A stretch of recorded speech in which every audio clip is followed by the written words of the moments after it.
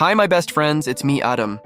Today, I will continue recapping the Demon Swordmaster of Excalibur Academy. In the previous part, the Demon King was defeated by humans and 6 heroes. Only one Demon King remained, named Leonis. Leonis admitted his defeat. Then, after thousands of years had passed, Leonis was reincarnated into an innocent boy. He was found by Celia and Regina in ancient ruins. They thought Leonis was an ordinary boy. When they tried to exit the ancient ruins, Celia died due to a void monster attack. Leonis revived her with his magic, but Celia didn't know that. Then, they went to the 7th Assault Garden City. The story shifts to Celia's childhood when countless void creatures attacked humanity. Celia and Regina were in a refugee bunker at the time. Seeing Regina scared, Celia tried to calm her down. Celia's father led the fight of the humans against the voids. Not only that, Celia's mother and the knights had never lost against the voids. Celia also stated that if she obtained Excalibur, she would join her father in fighting the voids. In the end, they laughed together. However, something happened that caused the lights in the bunker to turn off, which prompted Celia to intend to leave and join her family in the fight. Of course, Regina tried to stop her. With tears in her eyes, Celia reiterated that her father, mother, and the other troops had never lost and would be fine. Shortly after that, the refugee bunker opened, indicating that the void attack had ended. Knowing that thousands of Excalibur users had fallen, it naturally saddened Celia because she had lied about the Excalibur troops, her father and mother never losing. The story returns to the present, where Leonis, Celia, and Regina are almost at the 7th Assault Garden City. After arriving there, Leonis couldn't believe that humans could create an island of this size. However, Regina corrected him, saying that this place was not an island, but a large floating city.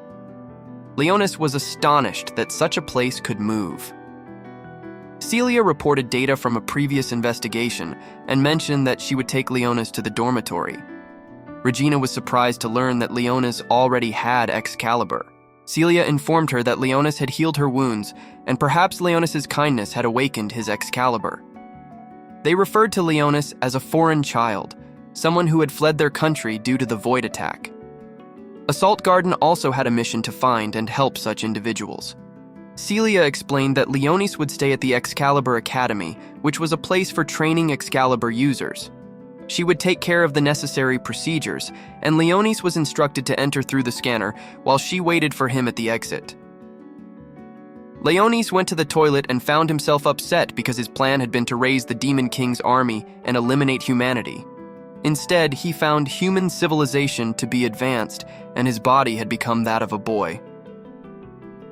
Leonis then called his 2 servants, named Blackass and Sherry. Sherry and Blackass were surprised to see Leonis in his boy form, as they had known him as the Demon King. Leonis explained that his reincarnation had failed, and he had returned to his human form. Blackass had only known Leonis in his demon form, having met him after his transformation into the Demon King.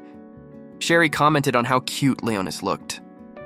Meanwhile, Leonis had a request for both Blackass and Sherry. Leonis tells them that they are currently on an artificial island, and this city is Fortress Move number 7. That means there are still 6 other fortress cities. Upon hearing this, Sherry becomes curious about whether humanity has managed to surpass the half-demon race and the elf civilization. This is why they need to investigate humanity's strength in preparation for raising the Demon King's army. Leonis asks them to investigate this city, but they are forbidden to use magic because magic is rare at this time. Meanwhile, Leonis will sneak in and gather information at the Mankind Warrior Training School. Sherry is disappointed that she won't be able to take care of her cute master. Then, they set off to carry out their master's orders. Afterward, Leonis enters the scanner door, knowing that this place is a checkpoint. After going through the scanning process, Leonis proceeds to the next stage. Suddenly, an alarm sounds, and Leonis realizes that his magic energy triggered it. He quickly conceals his magic energy, and once the situation returns to normal, Leonis resolves to be more cautious in the future. Upon successfully passing the checkpoint, Leonis receives his ID card. However, Celia takes it from him. explaining that it's necessary for Excalibur's examination preparation before entering the academy, where they need to record the characteristics of Excalibur. After the process is complete, Leonis will receive an official ID. Upon hearing this, Leonis tries to devise a plan to maintain his true identity secret. Following that, Celia takes Leonis on a tour of the academy before returning to the dormitory. Leonis is surprised to see that the residents remain peaceful despite being on the front lines. Celia explains that even though Excalibur users are sent to the front lines, the 7th Assault Garden has never been breached by the Voids. They are now almost at the Excalibur Academy, which serves as the command and military center. Leonis noticed that the place is much larger than the Demon King's fortress, the Death Hold. Celia then shows Leonis the learning rooms, auditorium, library, and laboratories. But Celia said that she had only shown half of Excalibur Academy's facilities. Celia showed the Excalibur examination room, but she suddenly fell down and felt dizzy. However, she had to train immediately so that she could get her hands on Excalibur. Leonis was surprised that Celia, who didn't have the power of Excalibur, could enter the academy. 2 girls were attracted to Leonis, who was super cute. They said, although cute, that boy could be a future Demon King. Hearing that, of course, Leonis was surprised, but he thought it was impossible for them to know his identity. Shortly after that, a man with some girls arrived. The man's name was Muzel Rhodes. Muzel mocked Celia, making her upset. Leonis found out that Muzel was not Celia's best friend. Celia then invited Leonis to leave, but she was stopped by Muzel. Muzel laughed because Celia not only formed an exile platoon, but also took care of a kid. Hearing that Leonis was able to use Excalibur, of course Muzel couldn't believe it. Although Muzel had mocked them, Leonis forgave him so as not to attract attention. Muzel invited Celia to join his platoon, and Celia did not have to fear being kicked out of the academy if she joined a high-level platoon. From this, Leonis learned that Celia had inherited her family's Excalibur, but she was unable to show it. Apparently, Muzel invited Celia to become Muzel's toy collection, just like the girls behind him. Celia refused, which made Muzel even more annoyed and pulled Celia's hair. Leonis, who lost his temper, then called Muzel and gave him a magic look. Suddenly, this NPC guy knelt down to Leonis. Leonis threatened Muzel if he dared to touch Celia's beautiful hair. Feeling scared, Muzel activated the power of Excalibur. Suddenly, a girl stopped Muzel because students were prohibited from using Excalibur without permission. The girl's name was Fine. Fine threatened that if Muzel didn't leave, the recording would be sent to the supervisor. Irritated, Muzel left with his toys. Fine realized that Leonis was the kid found in the ruins. They got acquainted. Her long name was Elphine File, who was an analyst in Celia's platoon. Fine will prepare a uniform for Leonis as she has already measured his body. Leonis was amazed to see Fine's Excalibur. Fine then informed Celia that she could not accompany her on today's mission, as she was analyzing the data from the supervisor about the unnatural magical energy in the ocean. Although she had analyzed it, Fine still didn't understand. Suddenly, Celia felt dizzy, but Celia said that she just felt tired. Leonis muttered, "Is Celia getting thirsty already?" Long story short, they arrived at Celia's dormitory called Frakaverg.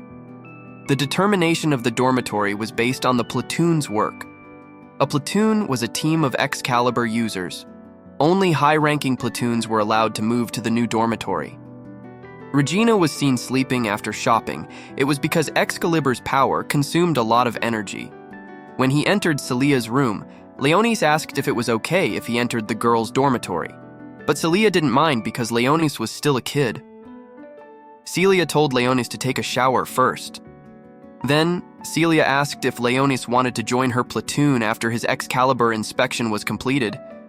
But she canceled her question because Leonis was currently taking a shower.